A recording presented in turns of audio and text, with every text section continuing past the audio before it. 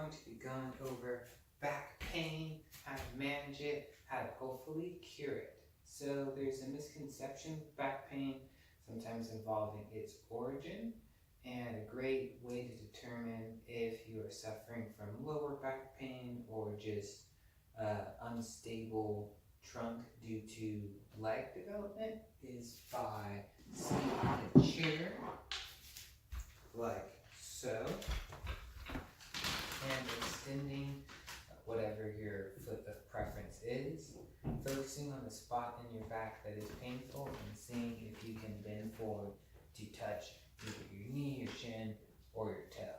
Now if your aggravated spot is acting up when you do that forward motion, you are validated. You know for sure that you do have back pain. If that pain is in the hip or not in the area that feels pain, then it could be a leg problem or a core problem. So we'll go over both solutions. If it's not truly back pain, if it's more of a leg problem, if you extend your leg and fold it forward and that spot didn't hurt but it didn't, but that spot in pain didn't hurt, but you were still feeling back pain, a great remedy for that is Trikonasana, which is with both feet standing forwards and you're hinging your hips back like you're hip checking someone, folding forwards and either finding a block to stabilize yourself or reaching the ground. This is a great one because it's really tensioning up your hamstrings, your calves.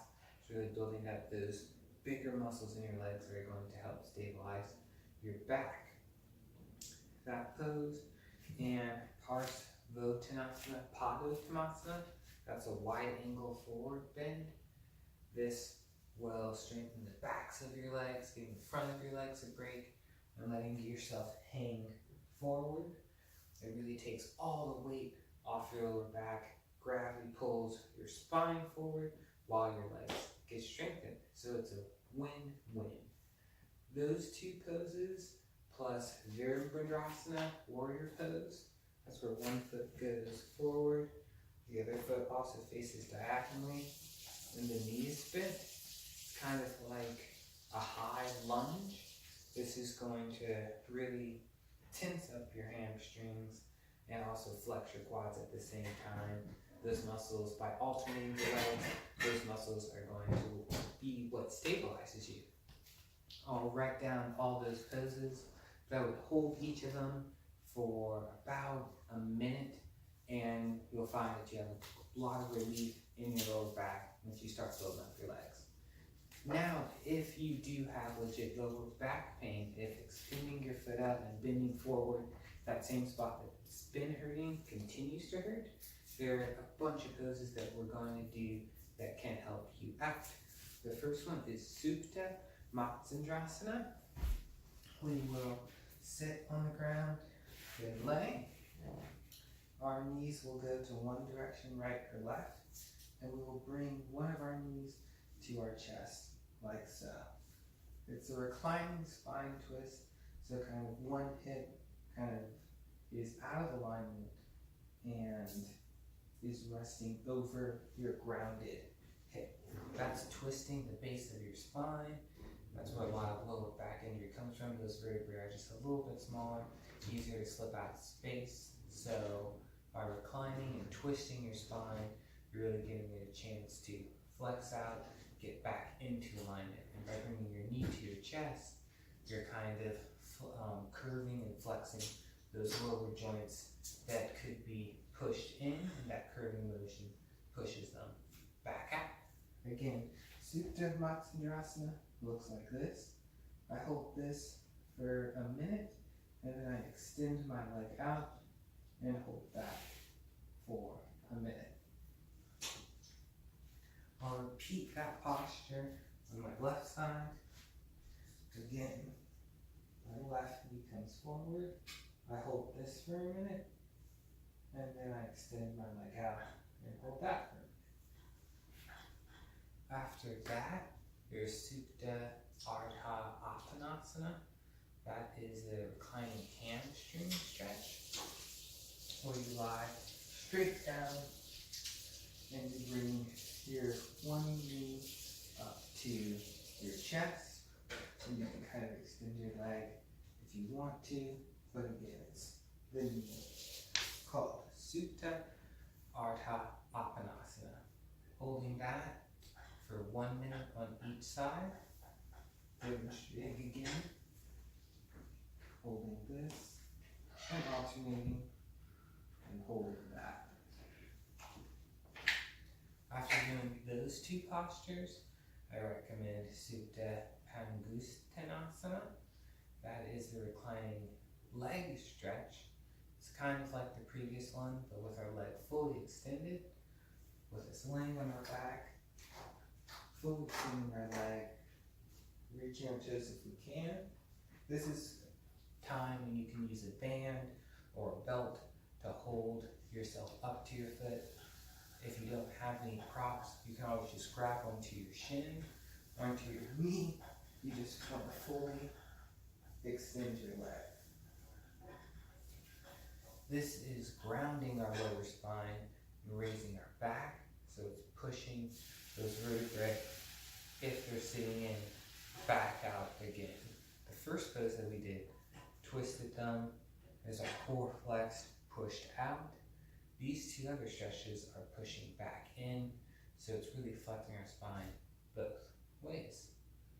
Those three stretches, plus a stretch called Utthana Shishanasana, that is the downward facing puppy. With our hands and on our knees, we recline so that we're kind of like in a child's pose, but on our knees. Walk that to the ground. This is going to relieve tension in between our shoulder blades, and it's going to prepare us for downward dog, which is a more intense lower back stretch.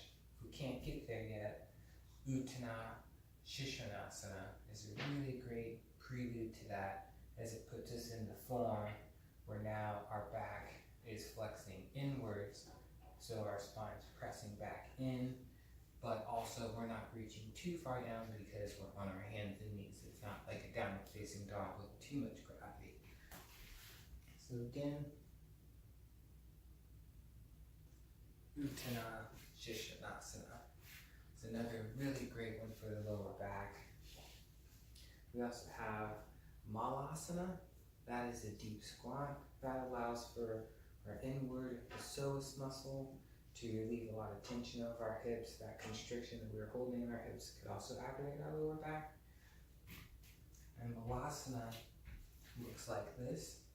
It's a pretty intense pose, so if we can't get here immediately, I like to extend one leg and just hold on to this, one side at a time. I'll hold this for a minute, and then I'll hold that for a minute. And our body gets the same benefit. A squat would be better, but if we can just sit and fold our legs, it's going to elevate our, at least pelvis on that side, which could also give relief to our lower back.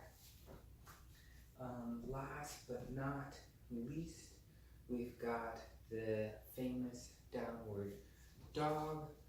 That one I go back and forth through to see if I really want to incorporate that if my lower back is too sore. So that's another one I recommend a chair for. If our back's too sore to get to it. And that's kind of just like a supported forward fold. If I hold this for a minute, I found that in my practice that this kind of warms me up for that. If I have something I can just easily recline against, at least for a minute. And again, I'll put down all the names of these poses in the show notes, but those are the poses that at least help my lower back get a ton better.